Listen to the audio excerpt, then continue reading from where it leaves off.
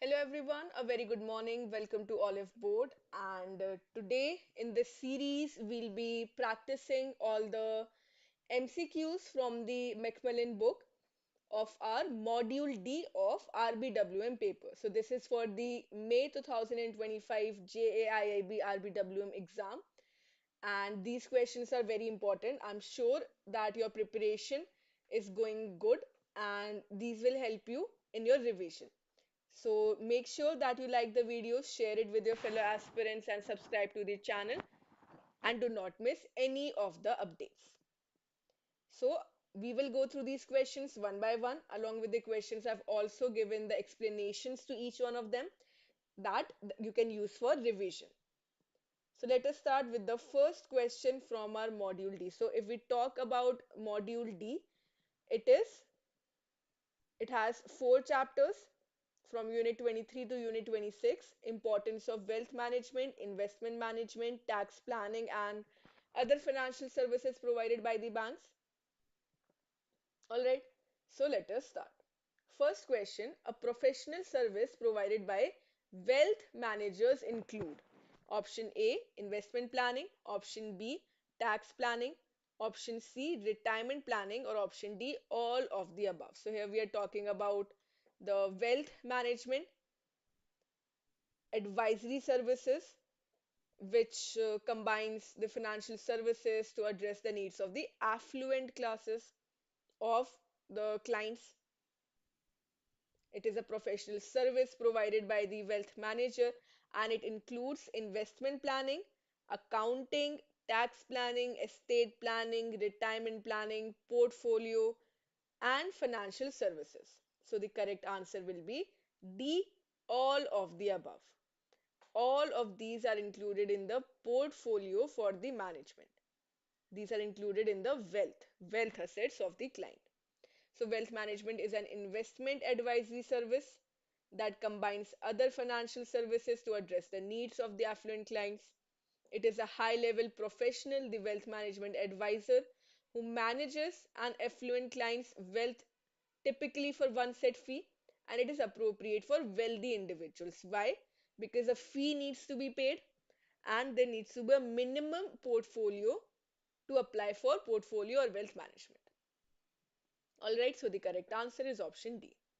Next, as per provisions of Income Tax Act 1961, any long-term capital gains arising from transfer of any capital asset would be exempt from tax under section 54 EC of the act if the entire capital gain realized is invested within dash months of the date of transfer in eligible bonds. So if you are getting a capital gains and you do not wish or you want to be exempted from the tax on the capital gains, then within a certain time period you can invest in the eligible bonds and get this exemption under section 54 EC. So this is under the tax management.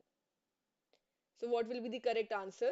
Within 6 months, within 9 months, within 1 year, or within 3 years? So the correct answer will be option A, which is 6 months. 6 months. So exemption on sale of house property, on reinvesting in specific bonds, exemption is available under section 54 EC when capital gains from the sale of the first property are reinvested into specific bonds up to rupees 50 lakh, and the money invested can be redeemed after 5 years, but they cannot be sold before the lapse of 5 years, and the investment needs to be done within 6 months from the time the date of transfer, but on or before tax filing date. All right, so the correct answer is option A. Next, a perpetual bond is a financial instrument. Again, bonds also come under the assets. There are different types of bonds which can be managed. We have the convertible bonds, regular convertible, mandatory, and reverse. We have the government bonds, which can be fixed rate, floating rate, sovereign gold bonds, inflation indexed. Then bonds are also issued by the municipal bonds. which can be general obligation or revenue, and retail bonds are also there. Out of these, the question asks us what is the meaning of a perpetual bond. So it is a financial instrument with option A, 3 years maturity, 5 years maturity, 10 years maturity, or there is no maturity or it has unlimited maturity date. So perpetual means something that continues. So the correct answer will be option D. It is known as a perp, which does not have a maturity date. So it means that the issuer pays interest to the investors indefinitely but doesn't have to repay the principal. Interest will be paid by the issuer of the bond. Indefinitely means there is no maturity, there is unlimited maturity, but they are not required to repay the principal. So the investors receive fixed interest payment in the form of coupons. Issuer does not have to repay the principal, and these bonds can be used to finance the long-term projects or restructure debt. All right, next question. Out of the following, which type of asset management is not followed by wealth management? So there are three types of asset management types followed by the wealth manager. Which of these four is not among them? Asset allocation management, concentrated management, diversified management, or tactical management. So there are three types. These include the asset allocation, diversified and tactical, but concentrated management is not a type. So asset allocation is an investment advisory fully dedicated to managing the investment portfolios with the only focus on initiating income generation. This is the only reason or aim. It aims to balance the risk by moving among the investment categories. The area, let's say mutual fund or any other area that will generate more income, the managers can shift towards that particular component. Then, tactical management, selecting the appropriate ways to achieve financial strategies. Let's say the main aim is retirement planning. So, what or where should the investments be made? So, financial strategies by choosing the best alternatives and tactics. And third is diversified, which help its clients in providing a flexible model which helps in meeting the need of the client.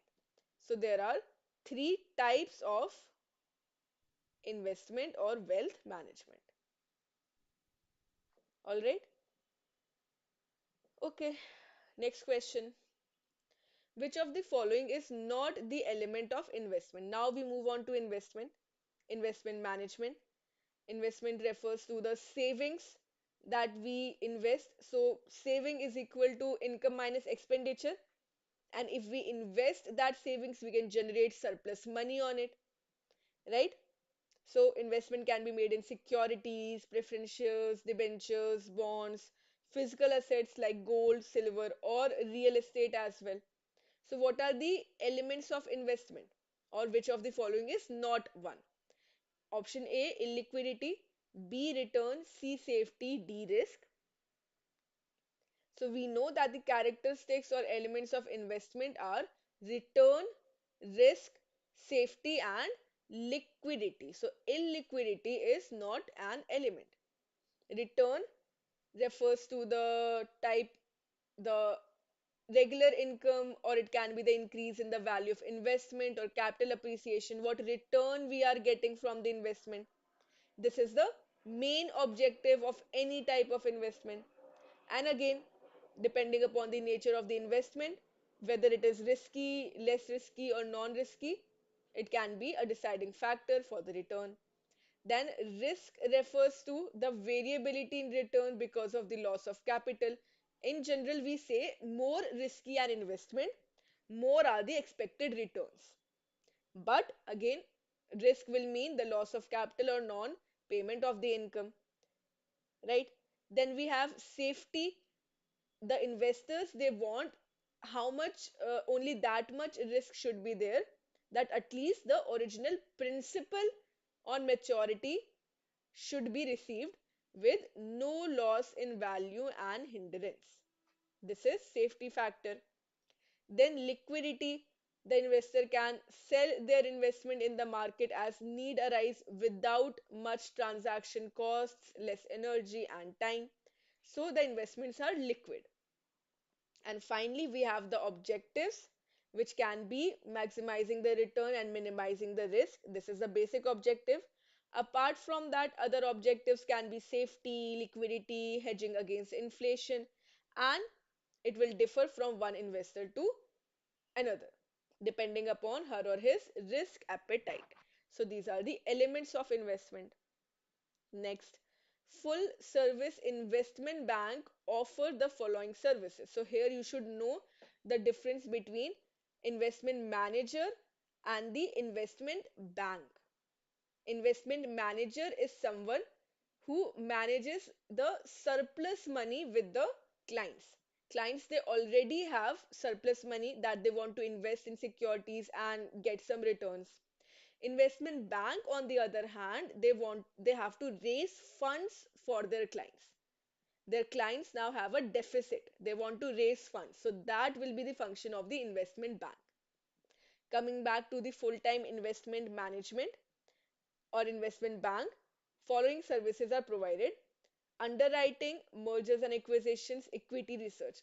Which methods can be used by the investment bank for raising funds? All of the above.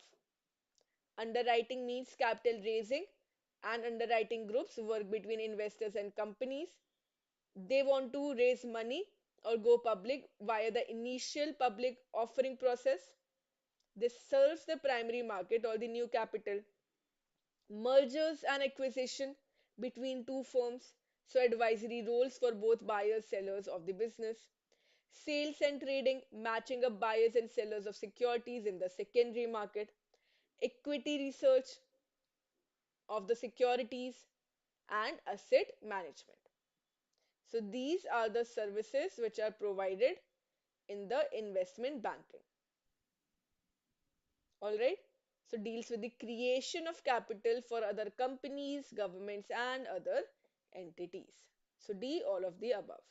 Next, SEBI has mandated that one must have a minimum corpus of Indian rupees dash to start investing with the portfolio management services. So like we said, the portfolio management services is fee based and only the affluent class can participate. Also, they should have a minimum capital holding corpus, then only they can give their portfolio to the managers. So what is this minimum corpus? Whether it is rupees 100 lakh, rupees 50 lakh, rupees 5 crore, or rupees 25 lakhs. Which of the following is correct?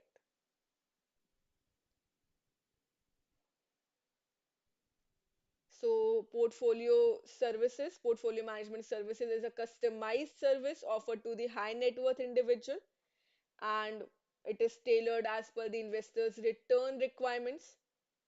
So an investment policy statement is drafted, but before that, they need a minimum corpus of rupees 50 lakh. So the minimum investment is governed by SEBI, and it is mandated that one must have a corpus of 50 lakh to start with investment in the PMS. It makes it a bit difficult for the investment for the lower income profiles. This is one of the biggest disadvantage. Then if we talk about the fees, so fees also charges, and these can be very high. The asset management fees vary between 2 to 22.5%.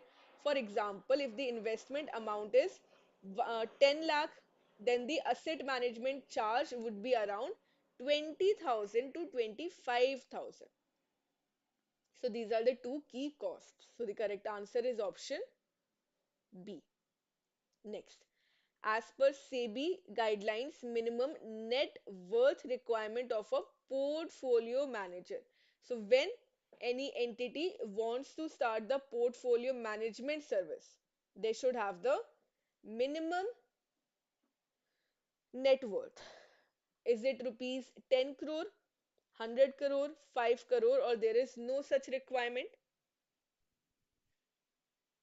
So actually the minimum net worth required for a portfolio manager should be rupees 5 crore, right? Rupees 5 crore. So SEBI has come up with new regulations effective from October 1, 2020. No upfront fees will be charged. Operational fees excluding brokerage cannot be 0.5% per annum of the client's average AUM.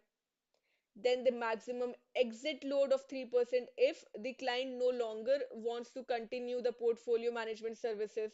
They can exit, but the maximum exit load of 3% can be charged in the first year, 2% in the second year, and only 1% in the third year. If they have to exit after 3 years, then no exit load is applicable. Then the clients have to be onboarded directly.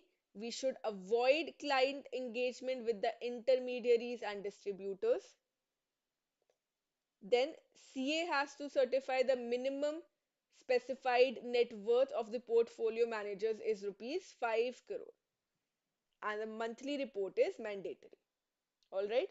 So the correct answer is option C. Next. In the new tax regime, the exemption limit for the super senior citizen of age 80 years and above for the financial year 2021-22. So now we have been given the new tax slabs in our budget, but because our syllabus talks about the income tax slabs for the financial year 21-22, so we'll be studying that. Now, in this chapter, tax planning, we need to understand the meaning of financial year, assessment year, previous year, then the residential status, then what or how should we choose between the old tax regime and the new tax regime.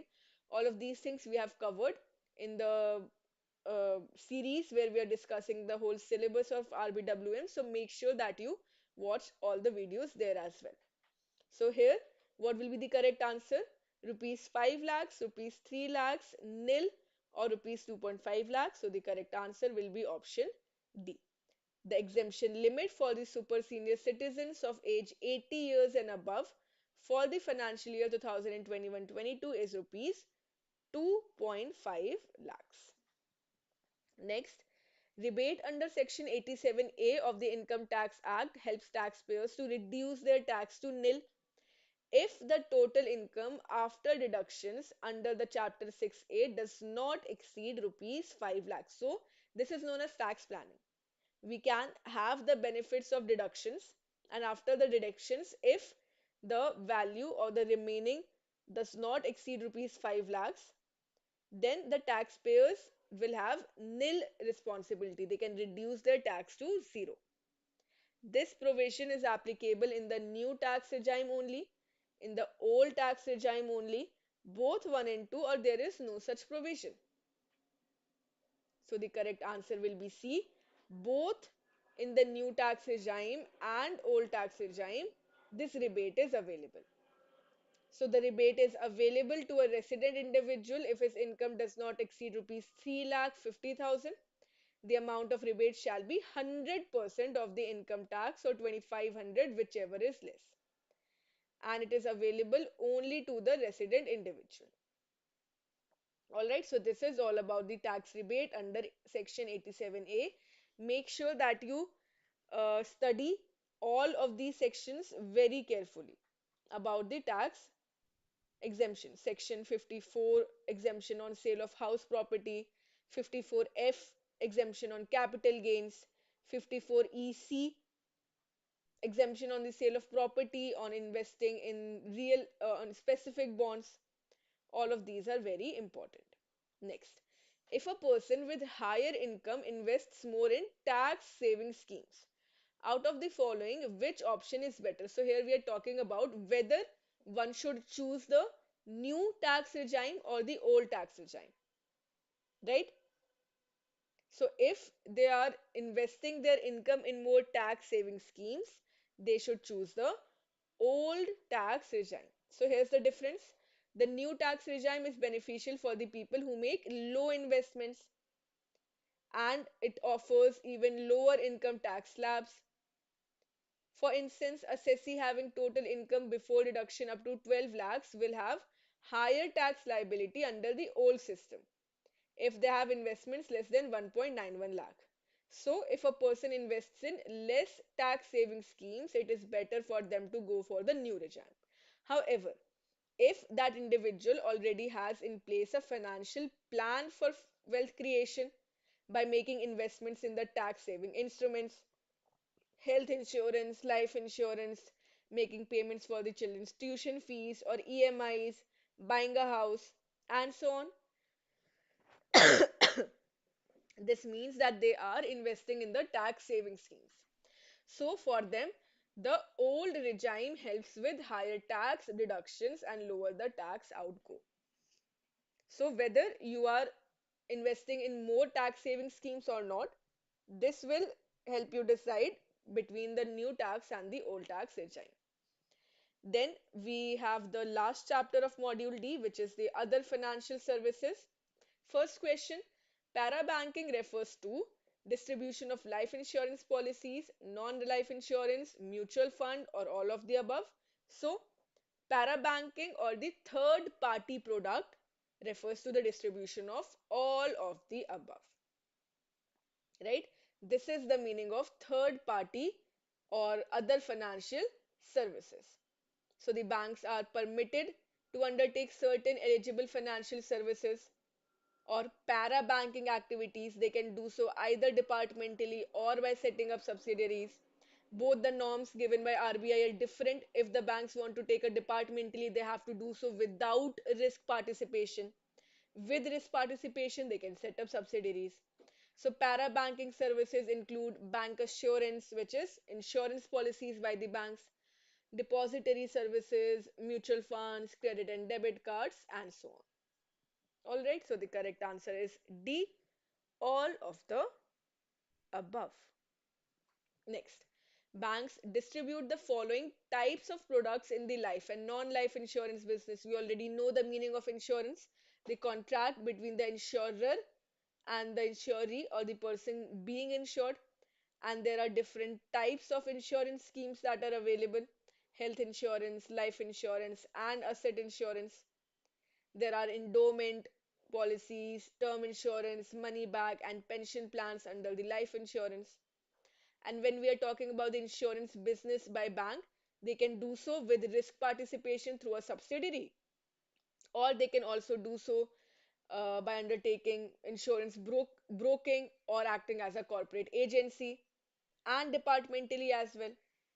But here the correct answer, that the banks, they distribute regular premium individual policies, single premium individual policies, as well as the group insurance policy, right? So banks have been allowed to distribute the non-life and life insurance business by the finance minister in the budget speech 2013-14 have announced that the banks will be permitted to act as insurance brokers.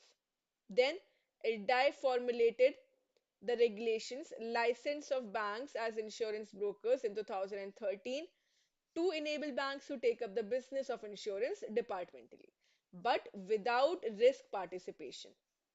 If they're undertaking the insurance business, then they can do it without risk participation departmentally and with risk participation only through a subsidiary or a joint venture.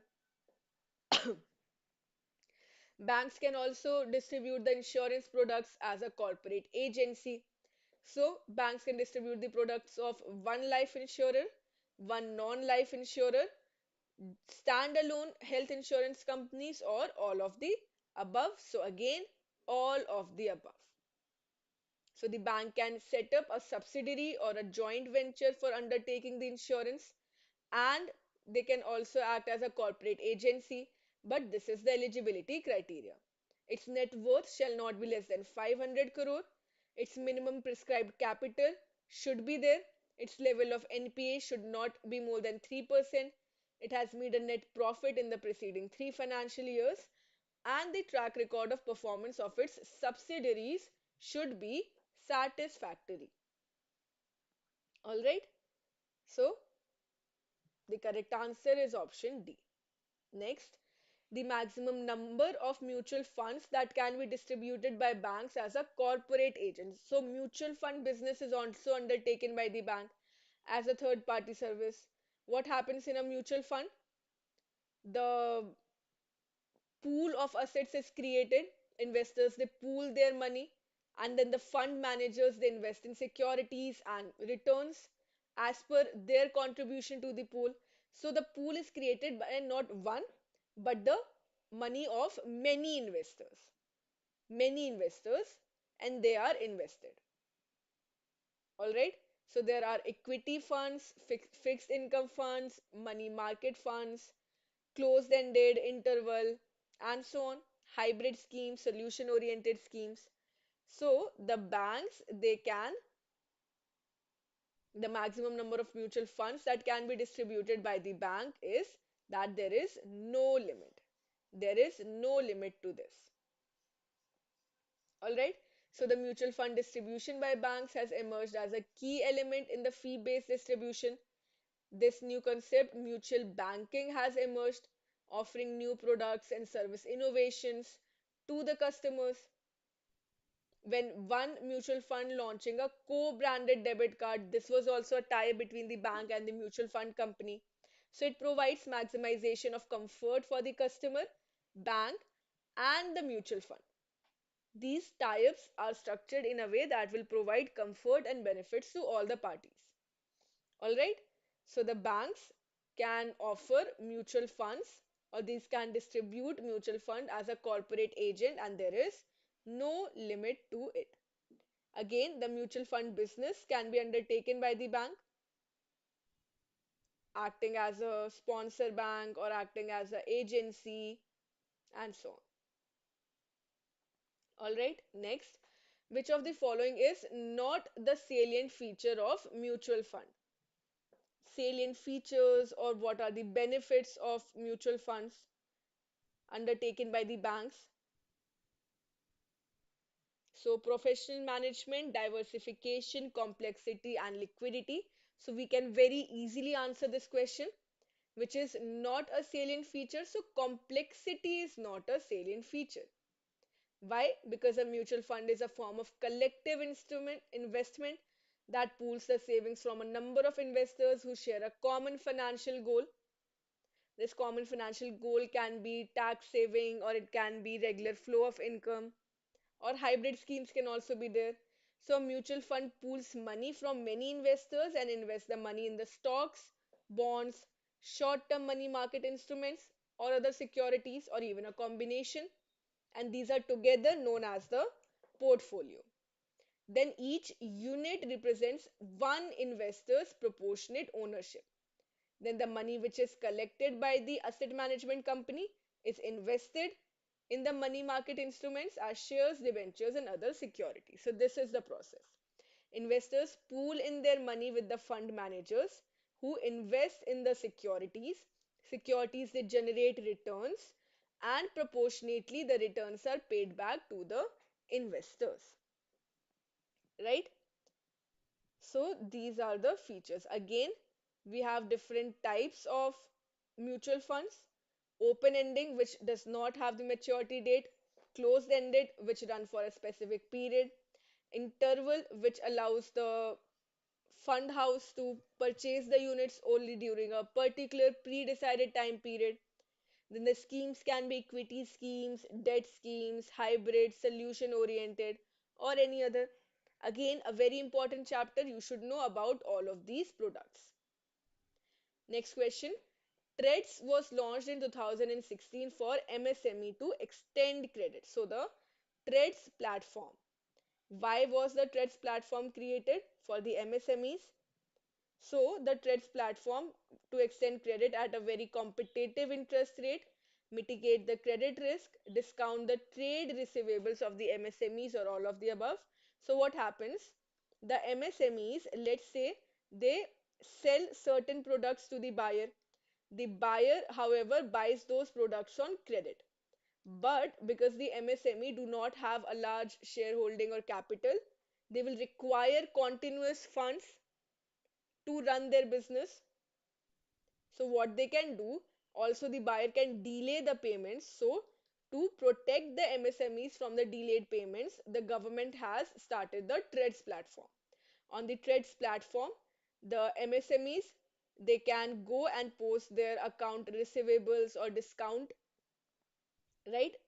receipts, which will be, then price will be raised by the bidders, and the maximum price or the maximum bidding will be accepted. So the correct answer will be D, all of the above. All of the above. So if we talk about the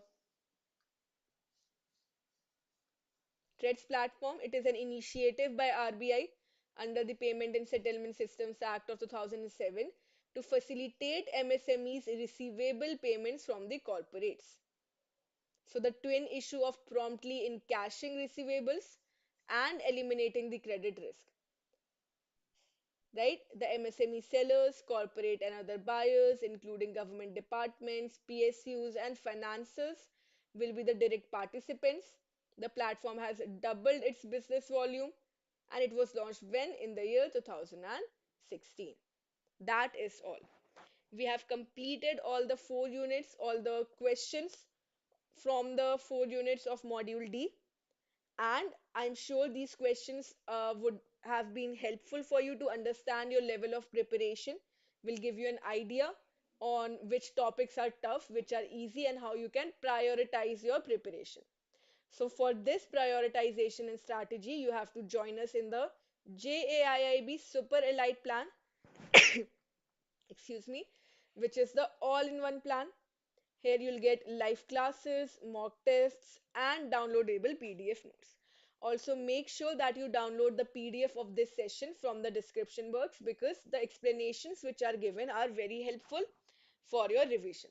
And anywhere you find difficulty, any topic or any question that you find tough, that is your priority topic. You need to study that topic again. So thank you so much for attending. I hope this session was useful. Make sure that you like the video, share it, and don't forget to subscribe to the channel because these sessions on a daily basis, these updates are very important for your preparation. Also, comment down below if you have any doubts or queries.